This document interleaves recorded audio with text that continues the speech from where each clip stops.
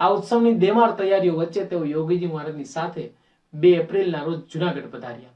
આ ગુણાતીત સ્થાનમાં 51 બળદની ધુરા દ્વારા વહન થતા ગાડામાં યોગીજી મહારાજ, સ્વામીશ્રી અને સંત સ્વામીને પધરાવીને ભવ્ય નગર યાત્રા કાઢવામાં આવી. તારીખ 3 એપ્રિલથી સ્વામીશ્રીએ ઈગલ સિમેન્ટ પાઇપ ફેક્ટરીના સંકુલમાં સત્સંગી જીવનની કથાનો શુભારંભ કર્યો. સપ્તાહના પારાયણ દરમિયાન તારીખ 5 એપ્રિલના રોજ તેઓ ધોરાજીના ટાઉન હોલમાં યોજાયેલી જાહેર સભામાં પણ પ્રવચન લાભ આપી આવ્યા. તારીખ 9 એપ્રિલના દિવસે જુનાગઢનું પારાયણ પૂર્ણ કરીને પુનઃ ગોંડલ પધારી ગયા અને આખો એપ્રિલ માસ અમૃત મહોત્સવની તૈયારી માટે ગોંડલમાં જ રોકાયેલા. આ રોકાણ દરમિયાન મંડપ બાંધકામ, ઉતારા રસોડું, ગુરુકુળ બાંધકામ વગેરે સંબંધી આયોજન અને અમલીકરણના કાર્યો તેઓએ પૂરા કર્યા. તારીખ 24 એપ્રિલના દિવસે રાત્રે 4 થી સવારે 7:15 વાગ્યા સુધી ચંદ્રગ્રહણનો સમય પણ ઉજવ્યો હતો. યોગીજી મહારાજના અમૃત મહોત્સવે રાષ્ટ્રપતિ શ્રી રાધાકૃષ્ણન આવે તેવી ઈચ્છા અગ્રણીઓની હતી. તેથી તેઓને આમંત્રણ આપવા માટે સ્વામીશ્રી 6 મેની સવારે મહંત સ્વામી રસિકભાઈ સેક્રેટરી અને હકાભાઈ ખાચરને લઈને દિલ્હી પહોંચેલા. તારીખ 8/5ના રોજ સાંજે 4:45 વાગે રાષ્ટ્રપતિ ભવનમાં રાષ્ટ્રપતિ સાથે સ્વામીશ્રી મુલાકાત થઈ. તે વખતે ગુલઝારી નંદા પણ હાજર હતા. સ્વામીશ્રીએ રાષ્ટ્રપતિને અમૃત મહોત્સવમાં આવવા માટે વિધિસર આમંત્રણ આપ્યું.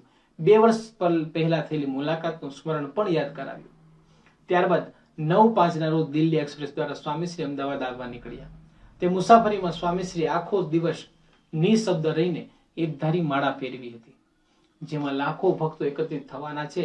એ સમયાને 1 મહિનાથી ઓછો સમય બાકી છે અને એ ઉત્સવની સઘળી જવાબદારી પોતાના સિરે છે. ત્યારે રાષ્ટ્રપતિને મળ્યાની હજી 1 દાડો પણ વીત્યો નથી. ત્યારે આમ એકધારી આખો દિવસ માળા ફેરવી એ ઘટના પ્રવૃત્તિ કરવા છતાં સ્વામીશ્રી તે પ્રવૃત્તિથી કેટલા નિર્લેપ અને નિઃસંગ હશે તે દર્શાવે છે. કર્મણ્ય ભૂમિ પ્રવૃત્તો અપી નૈવ કિંચિત કરોતિ સહ. કર્મમાં સારી રીતે પ્રવૃત્ત થયેલા હોવા છતાં તે કંઈ જ કરતા નથી. આ ગીતા કથિત કર્મયોગ સ્વામીશ્રી જીવનની પડે પડ જીવતા હતા. અમૃત મહોત્સવની ઘડી નજીક આવતા સ્વામીશ્રીએ આ ઉત્સવના હેતુ માટે આમંત્રણને સ્વામિનારાયણ પ્રકાશમાં એક સુંદર અને નિવેદન દ્વારા જણાવતા લખેલું કે બ્રહ્મરૂપ યોગીજી મહારાજની લોકોત્તર મહત્તાથી ગુજરાત અજ્ઞાત નથી. છેલ્લા 6 દાયકાથી ગુર્જર ભૂમિના ખૂણે ખૂણે ફરી જન સમાજને જાગૃત કરી તેમાં નીતિ, ધર્મ અને આધ્યાત્મિક સંસ્કારો રેડવાનો તેઓનો પ્રયાસ અધ્યાત્મ ઇતિહાસમાં અનન્ય છે. ભારતીય સંસ્કૃતિના ચિરંતન મૂલ્યોની પ્રતિષ્ઠા કરી લોકોને તેમણે સન્માર્ગે વાળ્યા છે. આ માટેના સતત વિચરણમાં તેમણે અનેક કષ્ટો સહન કર્યા છે. તેઓ પ્રત્યેની કૃતજ્ઞતા વ્યક્ત કરવી, તેમને યોગ્ય ગુરુદક્ષિણા આપી એથી ચિત્ત ઋણમુક્ત થવું, તેમના કાર્યને અંતરથી વધાવી તેની સુયોગ પ્રતિષ્ઠા કરવી એ શિષ્યનો સ્વાભાવિક ધર્મ છે. આવી લાગણીથી પ્રેરાઈને જ તેઓની 76મી જયંતિ અમૃત મહોત્સવની ઉજવણીનો વિચાર તેમના વિશાળ શિષ્ય સમુદાયને થયો. અલબત્ત તેઓ તો આ ઉત્સવ અંગે સંમતિ આપતા જ નહોતા, પરંતુ હરિભક્તોના અતિ આગ્રહને વશ થઈને તેમણે ના છૂટકે સંમતિ આપી છે. ભગવાન સ્વામિનારાયણ કહે છે તેમ દેશ કાળ આદિ આવા પુરુષોને આધીન છે. આપણે આધ્યાત્મિક મૂલ્યોની પ્રતિષ્ઠા કરીએ, ભગવાનના અખંડ ધારક આવા સંતોના ગુણો ગાઈએ, વિચારીએ, તેમની મહત્તા જીવનમાં ઉતારવાનો સંકલ્પ કરીએ, ત્યારે આપણી શુભ ભાવના અને પ્રાર્થના દેશકાળને હળવા બનાવવા ઉપકારક બને છે. પરમ કૃપાળુ પરમેશ્વર પણ પોતાના અંત્ય પ્રિય એવા સંત પ્રત્યેની આપણી ભક્તિથી પ્રસન્ન થઈ પૃથ્વી પર રસ માત્ર રેલાવે અને જન સમુદાયના દુઃખો દૂર કરે એ સંભવિત જ નહીં પણ નિશ્ચિત છે. આવા જીતેન્દ્રિય સંતો જ જગતના સાચા ઉદ્ધારક છે. તેમના સંકલ્પ માત્રથી વિપરીતતાઓ, વિષમતાઓ સમતામાં પલટાઈ જાય છે. આવા અવસરે યોગીજી મહારાજ જગત પ્રત્યે એવી કરુણા દ્રષ્ટિ વર્ષાવે જેથી જીવ માત્રના દુઃખો, વ્યાધિઓ દૂર થઈ જાય એવી ભાવનાથી અમૃત મહોત્સવનું આયોજન થયું છે. મુમુક્ષુ જનતા આ સંદર્ભમાં આ ઉત્સવને મૂલવી અમારી ભાવનામાં, પ્રાર્થનામાં પોતાનો સુર પુરાવા અવશ્ય પધારે એ જ વિનંતી. સ્વામીશ્રીના આ ભાવસભર નિમંત્રણમાં ગુરુનો અપરંપાર મહિમા રેલાયો છે. સાથે સાથે આધ્યાત્મિક ઉત્સવોની ઉજવણીથી સામાજિક ઉત્કર્ષનો માર્ગ મોકળો બને છે એ વાત પણ વિશ્વાસપૂર્વક રજૂ થઈ છે.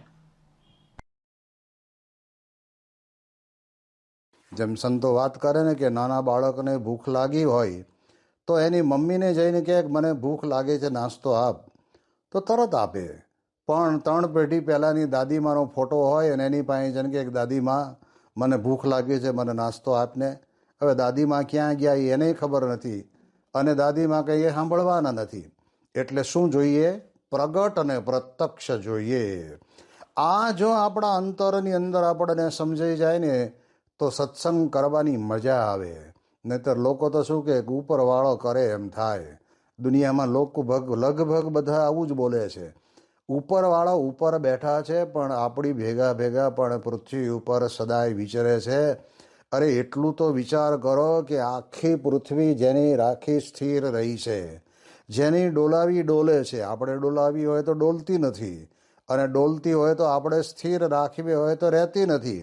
જ્યારે 2001ની સાલની અંદર ભૂકંપ આવ્યો ત્યારે તે વખતે તો બધાના મોટા મોટા બિલ્ડિંગો, અને વસ્ત્રાપુરની અંદર તો માનસી કોમ્પ્લેક્સ જેવું 10-12 માળનું બિલ્ડિંગ આખું કાગળના પત્તાની જેમ હલે. તો બધાને એમ હતું કે આ બંધ થાય તો સારું, પણ બંધ રાખવું આપણા હાથમાં નથી અને હલાવવું પણ આપણા હાથમાં નથી. એના કરતાં ભગવાન છે. એ કયા ભગવાન? થઈ ગયા, થવાના છે, થશે એમ નહીં. અત્યારે આપણી હયાતીની અંદર પણ પૃથ્વી ઉપર છે. જેમ કહેવાય ને કે માણસ દર્દી બીમાર પડે તો એને ખબર પડે કે મને તાવ આવ્યો છે, પણ ડૉક્ટર તમારી નાડ જોવે ને તરત કહી દે કે તમને તાવ આવ્યો છે. એ તાવ મેલેરિયા નથી પણ ટાઇફોઇડ છે. એને નાડ જોતાં ખબર પડે. કેમ પડે? તો કે એના મેડિકલ સાયન્સના જ્ઞાનને આધારે એ તમને સમજી શકે કે આને આ પ્રમાણે મેલેરિયા નથી. એમ સ્વામી કહે છે કે આપણે બધા મનુષ્ય જેવા જ છીએ, પણ એ મનુષ્યની અંદર પણ આપણને આવા સત્પુરુષ જે મળે છે ને, એ સત્પુરુષ આપણને જાણપણું આપે છે. જોજો હો, જીવનની અંદર ધ્યાન રાખજો. આવા નાના મોટા કુસંગની અંદર સપડાઈ ન જવાય. ભલે કદાચ મિત્રતાની નાતે એકબીજાની જોડે આપણે બેસીને વાતો કરતા હોઈએ, પણ જ્યારે કર્મનું પ્રધાનપણું જ બતાવે અને ભગવાન કરે છે કે નથી કરતા એવી કોઈ વાત આવે જ નહીં, ત્યારે તે વખતે આપણે વિચાર કરી લેવાનો કે અહીંયા બહુ બેસવામાં મજા છે નહીં. જેમ ઘણી વખત કહેવાય છે ને કે આપણે બેઠા હોય ને આપણને કોઈક ગાળો દેતો હોય તો કાં તો આપણે સામે પડીએ, ન સામે પડ્યા કે હકાય હોય તો ઊભા થઈને હાલતા થવાનું. એમ સ્વામી કહે છે કે ગાળો ગુમડા નથી થવાના, પણ આપણને મનની અંદર લાગે તો ખરું જ ને કે આ પ્રમાણે મારો મને કેમ બોલી જાય. તો એ વખતે આપણે શક્તિમાન ન હોઈએ તો ઊભા થઈને હાલતા થઈ જઈએ. એમ સ્વામી કહે છે કે જ્યારે એ સત્સંગની અંદર પણ એ કર્મને પ્રધાનપણું માનીને ભગવાનને નિષ્ક્રિય બતાવે, અને ભગવાન કરે છે એવું કોણે જોયું? એવું બોલવાવાળા પણ કેટલાય બધા પડ્યા છે. તો એની અંદર પણ આપણે વિચાર એ અંતરમાં કરવાનો કે ભગવાનનું કર્યું જ સર્વે થાય છે. અને પછી મહારાજ કહે છે કે માટે ભગવાનની પાસે જ માગવું, જ્યાં ત્યાં માથું ભરાવવું નહીં.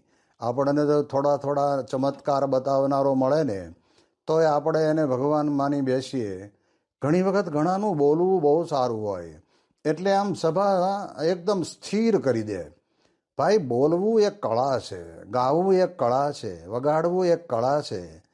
અરે ભાઈ, નાચવું એક કળા છે. આ બધી કળાની અંદર તમે સ્થિર થઈ જાઓ, પણ આત્માની શાંતિ, અંતરની અંદર શાંતિ તમને નહીં મળે. એ તો આવા ગુણાતીત સંતની પાસે જઈએ ને ત્યારે જ આપણને આપણા જીવનની અંદર પરમ શાંતિનો અનુભવ થતો હોય છે. અને એટલે જ અબ્દુલ કલામ સાહેબ જેવા જેને કહેવાય ને કે પોતે મહાવૈજ્ઞાનિક છતાં પણ પ્રમુખ સ્વામી મહારાજ ગુજરાતી 5 ચોપડી ભણેલા છતાં એમની પાસે આવતા એમને અંતરની અંદર પરમ શાંતિની અનુભૂતિ થઈ. એમને બેસવા માટે સરસ મજાની ખુરશી કે સોફો રાખ્યો તો ત્યાં ન બેઠા અને સ્વામીશ્રીની પાસે નીચે બેસી ગયા. ત્યારે આપણને ખ્યાલ આવે કે આવા પરમ એકાંતિક સંતની અંદર ભગવાન અખંડ રહ્યા છે. અને એ ભગવાનની પાસે આપણે પ્રાર્થના કરવી. પ્રાર્થના પણ સોદાબાજીની પ્રાર્થના નહીં કે તમે મારું આટલું કરી દો તો હું તમને આટલી પ્રાર્થના કરું, એવું નહીં કરવાનું. કરે કે ન કરે, આપણે એક વખત અરજી નાખવાની, ભગવાનને પ્રાર્થના કરવાની. જો કરે તો એ તો ઠીક છે, ને ન કરે તો એમાં એમની મરજી કંઈક સારી હશે એમ સમજીને પણ આપણે પ્રાર્થના કરવી. તો કહે છે કે આવા 4 પ્રકારના જે માણસો છે એનો આપણને ક્યારેય પણ સંગ ન થવો જોઈએ. એ પ્રકારની વાત મહારાજ અહીં આગળ કહે છે. અને પછી હવે આગળ મહારાજ વાતા કરતા કહે છે અને વળી એમ પ્રાર્થના કરવી છે, હે મહારાજ, કામ, ક્રોધ, લોભ, મોહ, અહંકાર, ઈર્ષા, દેહાભિમાન એ આદિ જે અંતઃશત્રુ તે થકી રક્ષા કરજો. હવે આ એક બહુ જ મોટામાં મોટી બાબત મહારાજ આપણા વ્યક્તિગત જીવન માટે માગે છે, કહેવા માગે છે. મહારાજ કહે છે કે આ બધા દોષથી આપણે ભરપૂર જ છીએ. ભલે ગમે તેટલી જ્ઞાનની વાતો કરતા હોય, પણ મોટી મોટી વાતો કરનારના જીવનની અંદર પણ કલંક લાગ્યા છે.